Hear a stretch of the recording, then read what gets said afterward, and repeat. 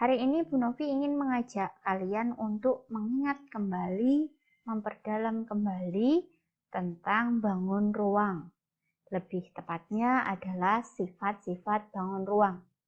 Tetapi yang perlu Bu Novi sampaikan terlebih dahulu adalah bangun ruang itu banyak sekali. Nah, di kesempatan hari ini Bu Novi hanya akan membahas beberapa saja di antaranya. Nanti yang lainnya bisa kalian explore sendiri, kalian cari informasinya sendiri, baik itu melalui internet atau buku sumber belajar yang kalian miliki. Oke, mari kita mulai. Bu Novi mulai dengan pengertian bangun ruang. Secara garis besar, bangun ruang itu bisa dikatakan sebagai bangun geometri yang termasuk dalam bangun 3 dimensi. Mengapa disebut 3 dimensi? Karena bangun ruang itu memiliki panjang, lebar, dan tinggi. Sehingga di dalamnya itu ada ruang yang bisa diisi. Nah, bangun ruang itu mempunyai beberapa unsur. Unsurnya apa saja? Yang pasti dimiliki oleh setiap bangun ruang itu yang pertama adalah sisi, yang kedua adalah rusuk, dan yang ketiga adalah titik sudut. Sisi, rusuk, dan titik sudut.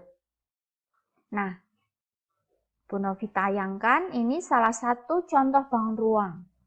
Nah, kalau kalian perhatikan, di bangun ruang yang tampak di layar kalian, akan Bu Novi tunjukkan yang mana yang disebut sisi, yang mana yang disebut rusuk, dan yang mana yang disebut titik sudut. Bu Novi mulai dengan sisi. Sisi itu artinya adalah bangun datar yang membatasi bangun ruang ini. Jadi bangun ruang itu terdiri dari beberapa bangun datar.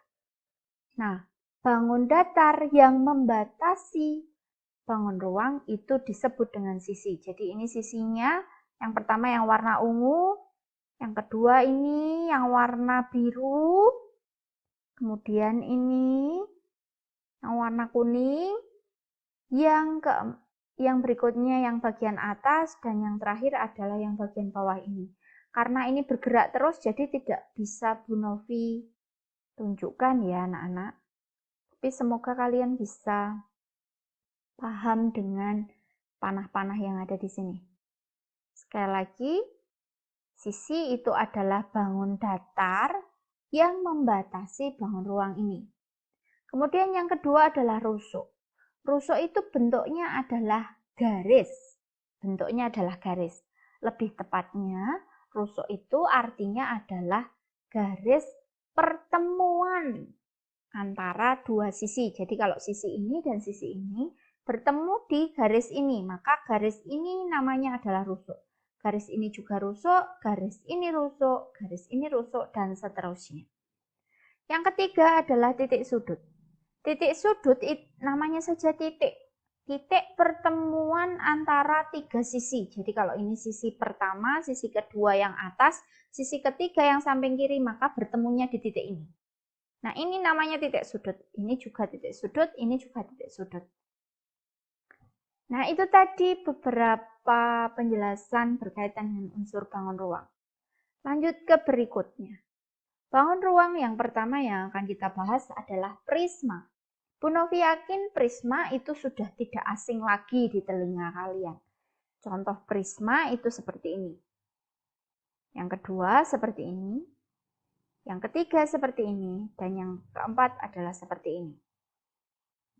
Nah, keempat contoh prisma ini namanya ada yang khusus. Jadi semuanya prisma. Tapi mereka memiliki nama-nama panggilan yang khusus. Yang ini namanya adalah prisma segitiga. Sedangkan yang warna biru cerah ini namanya adalah prisma segi empat. Yang di bawah yang posisinya tidur ini namanya adalah prisma segi lima. Sedangkan yang warna kuning tua sebelah kanan ini namanya adalah prisma segi enam. Nah, penamaan prisma itu berdasarkan sisi alas dan sisi atasnya atau tutupnya. Kita perhatikan satu persatu. Nah, di prisma segitiga, alasnya dan sisi atasnya itu berbentuk segitiga. Maka dia disebut dengan prisma segitiga. Begitu pula dengan prisma segi empat. Karena tutupnya atau sisi di bagian atas dengan sisi di bagian alas itu berbentuk segi empat, sama bentuknya, maka ini disebut dengan prisma segi empat. Apakah prisma segi empat itu hanya seperti ini? Tidak. Ingat di bangun datar kemarin. Segi empat itu ada belah ketupat, layang-layang, jejer genjang, trapesium, dan seterusnya. Jadi bisa jadi ini sisi bagian atas dan alasnya itu bisa jadi berbentuk layang-layang, bisa jadi berbentuk belah ketupat, bisa jadi berbentuk trapesium, dan seterusnya. Sedangkan yang ini sisi alas dan sisi bagian atasnya itu berbentuk segi lima, maka disebut prisma segi lima. Begitu pula dengan yang ini, sisi alas dan atasnya itu berbentuk segi enam, maka disebut prisma segi enam. Sifat-sifat prisma secara umum, tadi ada beberapa jenis prisma, tapi ada sifat yang berlaku untuk semuanya. Yang pertama adalah mempunyai dua sisi yang bentuk dan ukurannya sama serta sejajar. Nah, yang tadi Bu Novi sebutkan sisi alas dan sisi atas itu adalah dua sisi yang dimaksud di sini. Nah, ketika ada dua sisi yang bentuk dan ukurannya sama, itu kedua sisi itu disebut dengan kongruen. Jadi ini dua sisi yang bentuk dan ukurannya sama, itu maka kedua sisi itu disebut dengan kongruen. Nah, selain kongruen, kedua sisi itu juga sejajar. Sejajar itu artinya jarak masing-masing titik kedua sisi itu sama. Sehingga bisa dikatakan jarak kedua sisi itu sama.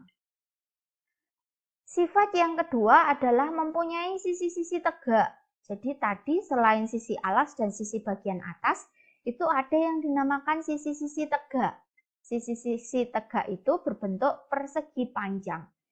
Kedua sifat ini berlaku untuk semua jenis prisma.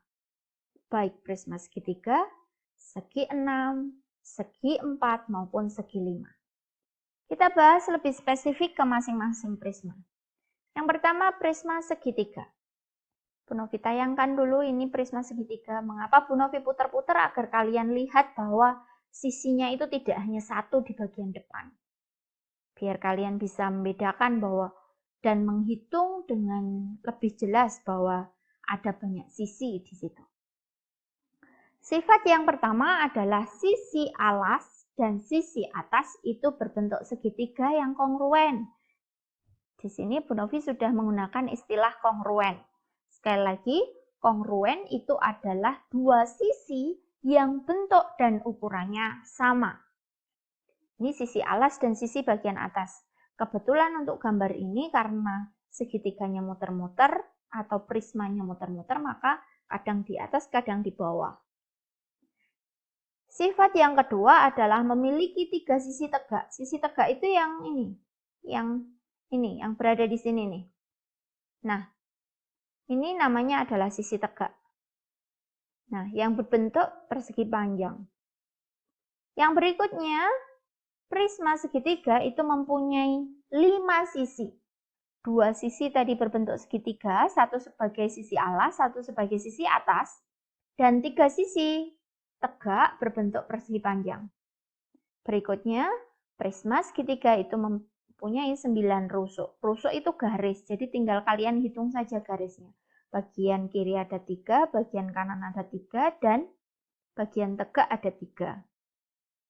Yang terakhir adalah memiliki 6 titik sudut. Titik sudut itu berarti ini. Tuh mana ya? Nih 1, 2. Semoga kalian bisa memahami. 2, 3, dan seterusnya. Kalau ini diam mungkin bisa dihitung. Berikutnya kubus. kubus itu sebenarnya juga merupakan prisma, tetapi karena dia mempunyai kekhususan dibandingkan prisma pada umumnya, maka dia mempunyai nama khusus yaitu kubus. Nah, sifat pertama kubus yaitu memiliki 6 sisi. Bentuknya persegi semua dan kongruen. Jadi, sisi yang dimiliki oleh kubus itu semuanya berbentuk persegi dan kongruen. Kongruen itu artinya sama bentuknya dan sama ukurannya. Memiliki 12 rusuk. Rusuk itu garis. Jadi ini yang pertama, yang kedua, yang sana 3, 4, atas ada 4, bawah ada 4. Jadi ada 12. Memiliki 8 titik sudut. Ini yang pertama, yang kedua, yang ketiga, dan yang keempat. Bawah juga ada 4, sehingga 8. Memiliki 4 diagonal ruang. Nah, diagonal ruang itu nanti akan Bu Novi beri gambaran ketika dibangun berikutnya. Yang berikutnya adalah sifat-sifat balok. Sama seperti kubus, balok itu sebenarnya juga masuk prisma. Jadi prisma segi 4 beraturan itu ada yang namanya kubus, ada yang namanya balok. Nah, mengapa kok dia disebut dengan balok? Karena dia punya kekhususan dibandingkan prisma segi 4 yang lain. Sifatnya apa saja? Kita mulai dari yang pertama. Memiliki 3 pasang sisi yang berhadapan dan berbentuk persegi panjang yang kongruen. Jadi, jadi balok itu mempunyai 6 sisi, semuanya berbentuk persegi panjang, dan sisi-sisi itu dua-dua kongruen. Jadi sisi-sisi yang berhadapan, sisi kiri dan kanan, atas dan bawah, depan dan belakang. Kalau kanan berarti kongruen dengan yang kiri, kalau bawah berarti kongruen dengan yang atas, kalau depan kongruen dengan yang belakang. Sifat yang kedua sama seperti kubus, mempunyai 12 rusuk, mempunyai 8 titik sudut, dan mempunyai 4 diagonal ruang. Nah, ini salah satu diagonal ruang miliknya kubus. Punyanya kubus. Ini punyanya balok. Kubus juga sama ya. Jadi letaknya sama, tapi ini hanya satu. Jadi yang disebut dengan diagonal ruang itu, misalnya ini rusuk, di bawah ada rusuk di hadapannya. Nah, sisi yang terbentuk dari kedua rusuk yang berhadapan ini namanya adalah diagonal ruang. Di bangun ini ada 4, baik kubus maupun balok masing-masing mempunyai 4.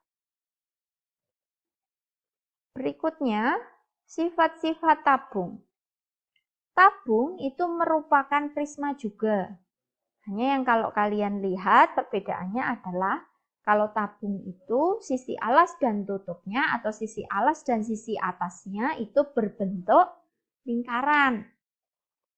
Nah, sifat yang pertama adalah sepasang sisi berhadapan, yaitu yang merupakan sisi alas dan sisi atasnya itu berbentuk lingkaran. Dan kedua lingkaran itu kongruen, sama bentuk dan ukurannya.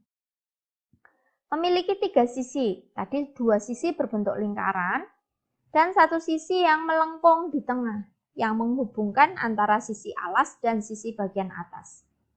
Memiliki 2 rusuk, rusuk yang melengkung baik di atas maupun di bawah, dan sifat yang terakhir adalah tidak mempunyai titik sudut. Nah, ini adalah sisi yang ketiga. Tadi kan sisi yang pertama lingkaran, sisi yang kedua lingkaran, sisi yang ketiga adalah bagian tengah ini. Nah, kalau dibuka menjadi seperti ini. Kalau di sini Bu Novi potong begitu, Bu Novi buka, maka menjadi begitu. Sisi yang ketiga itu namanya adalah selimut tabung. Bentuknya persegi panjang. Sifat yang ketiga yaitu mempunyai 1 titik puncak. Nah, mana yang disebut dengan titik puncak? Ini adalah titik puncak. Jadi, Titik pertemuan dari sisi-sisi tegak yang dimiliki oleh limas itu disebut dengan titik puncak.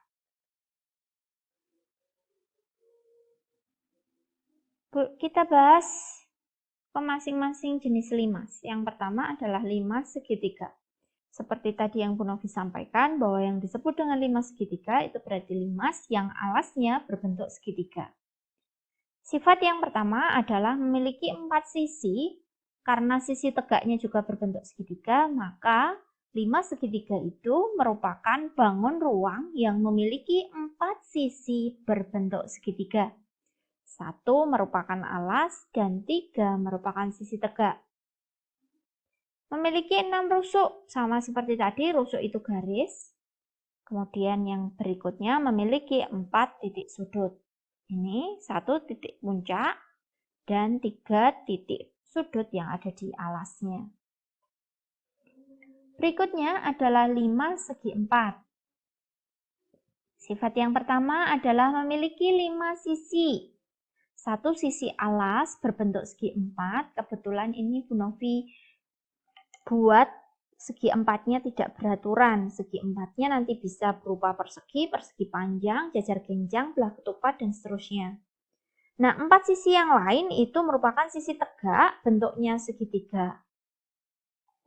Memiliki 8 rusuk, kemudian memiliki 5 titik sudut. Itu tadi ketiga sifat limas segi 4. Nah, untuk limas-limas yang lain, limas segi 5, limas segi 6, dan seterusnya, kalian bisa mengidentifikasi sendiri, belajar secara mandiri. Kita lanjut ke kerucut. Kerucut itu juga sebenarnya sebuah limas. Hanya kalau kita perhatikan, alasnya itu tidak berbentuk segitiga, tidak berbentuk segi 4 atau segi banyak lainnya. Tetapi alasnya berbentuk lingkaran. Karena alasnya berbentuk lingkaran, dia mempunyai kekhususan sendiri, maka dia punya nama khusus, namanya adalah kerucut. Sifat yang pertama adalah mempunyai 2 sisi, jadi kerucut itu hanya punya 2 sisi. 1 sisi berbentuk lingkaran, ini yang di alas ini. Kemudian 1 sisi itu berbentuk sisi lengkung atau yang biasa disebut dengan selimut kerucut.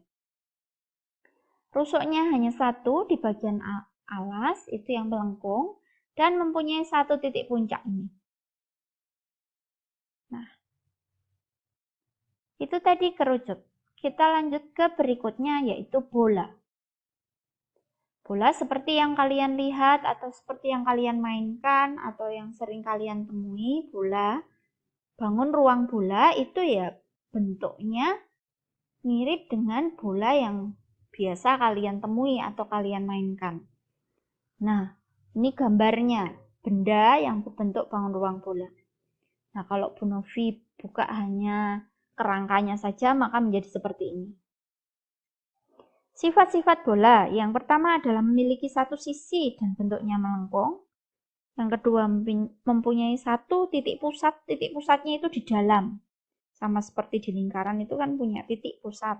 Nah, ini juga bukan titik sudut ya anak-anak, tapi titik pusat. Bola itu tidak memiliki titik sudut. Jadi tadi yang dimiliki adalah 1 titik pusat, sedangkan titik sudutnya tidak memiliki. Yang terakhir adalah memiliki jari-jari. Jari-jari itu jarak dari titik pusat ke tepi lingkaran atau tepi bola. Yang banyaknya tak hingga. Tak hingga itu sampai tidak bisa terhitung. Dan semuanya sama panjang. Jari-jari yang satu dengan yang lain. Itu tadi sifat-sifat bola.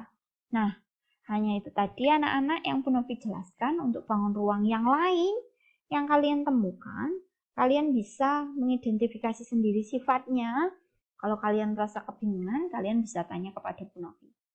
Nah, tugas kalian hari ini adalah cari dan temukan benda-benda ruang yang ada di rumahmu. Contohnya tadi Bu Novi sudah menayangkan 1, yaitu bola. Nah, Bu Novi yakin di rumah kalian yang bentuknya benda tersebut berbentuk seperti bangun ruang tertentu itu tidak hanya bola. Pasti banyak. Nah, kalian cari dan temukan semua benda itu, Kemudian kalian kelompokkan benda-benda tersebut berdasarkan bangun ruang yang membentuknya. Tuliskan hasilnya dalam bentuk tabel seperti berikut. Jadi misalnya bola ya, tadi Bu Novi sudah menemukan bola sepak. Bola sepak itu bentuknya bola. Nah, mengapa kok bagian yang paling kanan ini kosong? Bisa jadi di rumah kalian itu ada benda ruang yang terbentuk atau menyerupai bangun ruang yang lain yang sudah Bu Novi tuliskan di sini. Di sini kan Bu Novi hanya menyebutkan prisma segitiga saja. Mungkin ada prisma segi 4 yang alasnya layang-layang misalnya. Atau di sini kan Bu Novi hanya menyebutkan 5 segitiga, 5 segi 4 kerucut. Mungkin ada 5 segi 5 di rumah kalian. Atau tabung juga belum Bu Novi tulis. Jadi kalian bisa menambahkan di sebelah kanan. Apakah banyaknya harus sekian? Tidak. Jadi ini kalian boleh menambahkan lagi ke kanan. Nah, untuk banyaknya benda ke bawahnya itu juga menyesuaikan barang yang ada di rumah kalian.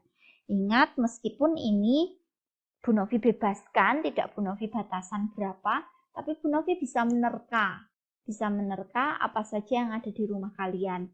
Meskipun terkaan Bu Novi itu tidak selalu benar. Tapi tidak mungkin kan di rumah itu tidak punya bangun apa-apa atau tidak punya benda apapun, kan tidak mungkin. Jadi pasti di rumah kalian itu ada beberapa benda yang bentuknya menyerupai bangun ruang. Demikian tadi tugas dan penjelasan kalian hari ini untuk materi matematika. Selamat belajar anak-anak, selamat mengerjakan tugas hari ini. Untuk matematika, kalian kumpulkan kepada Bu Novi paling lambat hari Jumat, 5 Februari 2021. Tetap jaga kesehatan anak-anak, tetap patuhi protokol kesehatan. Terima kasih dan sampai jumpa lagi.